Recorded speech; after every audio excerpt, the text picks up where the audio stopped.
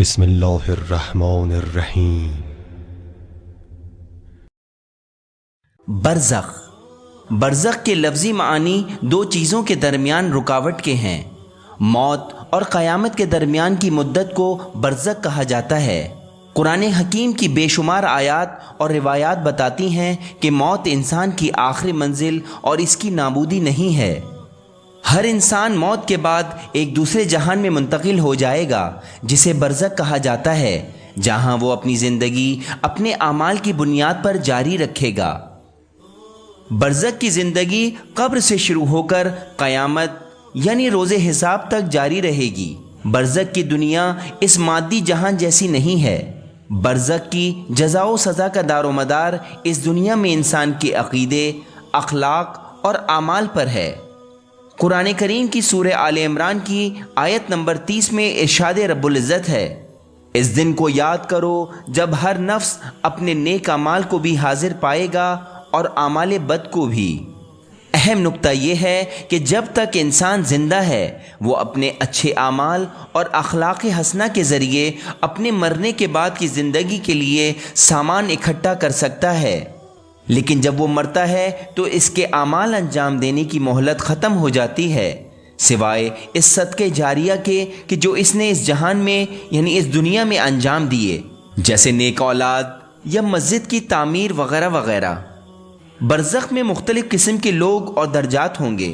پہلا گروہ کافروں اور گناہ گاروں کا ہوگا، جو خدائے واحد اور اس کے رسول اور قیامت پر ایمان نہیں رکھتے، جو خود کو آزاد تصور کرتے ہیں اور گناہوں کے کاموں میں زندگی گزارتے ہیں۔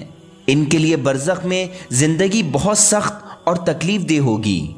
دوسرا گروہ ان لوگوں کا ہوگا جو اللہ و رسول اور قیامت پر ایمان رکھتے ہیں اور اپنی شرعی ذمہ داریاں پابندی کے ساتھ انجام دیتے ہیں اور برے اور ممنوع کاموں سے باز رہتے ہیں اور زندگی میں نیک اعمال انجام دیتے ہیں۔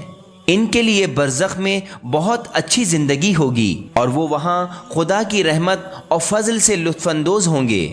تیسرا گروہ ان لوگوں کا ہوگا جو خدا و رسول اور قیامت پر ایمان رکھتے ہیں اور اپنی شرعی ذمہ داریاں ادا کرتے ہیں، لیکن کبھی کبھی بے دہانی میں ناجائز کام انجام دے دیتے ہیں، لیکن موت سے پہلے پہلے اپنے گناہوں کی سچی توبہ کر کے خدا سے معافی طلب کر لیتے ہیں۔ ان کو خدا کی رحمت سے برزخ میں سزا نہیں ملے گی۔ چوتھا گروہ ان لوگوں کا ہے جو خدا و رسول اور قیامت پر ایمان رکھتے ہیں اور اپنی شرعی ذمہ داریاں بھی ادا کرتے ہیں، لیکن کبھی کبھی برے اور ناجائز کام انجام دے دیتے ہیں، لیکن توبہ کیے بغیر ان کی موت واقع ہو جاتی ہے۔ ان کو برزخ میں ان کے گناہوں کے حساب سے سزا ملے گی، جس کے ذریعے وہ ان گناہوں سے پاک ہو جائیں گے اور روز محشر اپنے اعمال کے حساب و کتاب کے بعد شفاعت کے ذریعے جنت میں چلے جائیں گے۔ کچھ روایات میں برزخ اس کی آسائش و نعمتوں اور تکالیف کو مختلف قسم کی خوشی اور ہولناک خوابوں سے تشبیہ دی گئی ہے۔ بعض اوقات انسان خواب میں مختلف قسم کے خطرناک جانور اور ڈنک مارنے والے حشرات دیکھتا ہے جو اس پر حملہ کر رہے ہوتے ہیں، اور وہ خوف و درد محسوس کر رہا ہوتا ہے۔ وہ درد و تکلیف کی وجہ سے مدد کے لیے چیختا ہے، لیکن اس کا جسم بستر پر ہوتا ہے اور اس کے جسم پر کوئی زخم نہیں پڑتا۔ بعض اوقات وہ خوشگوار اور مسرور کن خواب دیکھتا ہے اور ان سے لطف اندوز بھی ہوتا ہے، جبکہ اس کے جسم پر اس کا اس طرح سے اثر نہیں ہوتا۔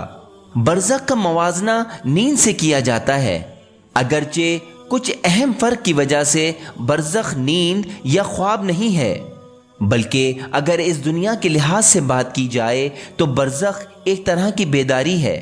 ایک انسان جو اس جہان میں بھی اپنے اندر موجود برائیوں اور نفس سے ہوشیار ہوتا ہے، وہ دیکھتا ہے کہ کس طرح بری خصلتیں اور باتیں جیسے نفسانی خواہشات، غصہ، دھوکہ بازی، حسد، غرور اور خود غرضی وغیرہ وغیرہ اس میں بھری ہوتی ہیں۔ اہم نکتہ یہ ہے کہ یہ برائیاں اور خصلتیں اس پر مسلسل حملہ کر رہی ہوتی ہیں اور ڈنک مار رہی ہوتی ہیں، لیکن سوائے ان چند بیدار و ہوشیار لوگوں کے زیادہ تر لوگ اپنی اس اندر کی آنکھ سے اندھے ہوتے ہیں۔ جو اس جہان میں ان چیزوں کو نہیں دیکھ پاتے، لیکن جب وہ مرتے ہیں تو ان برائیوں کو ان کی اصل حالت میں دیکھتے ہیں۔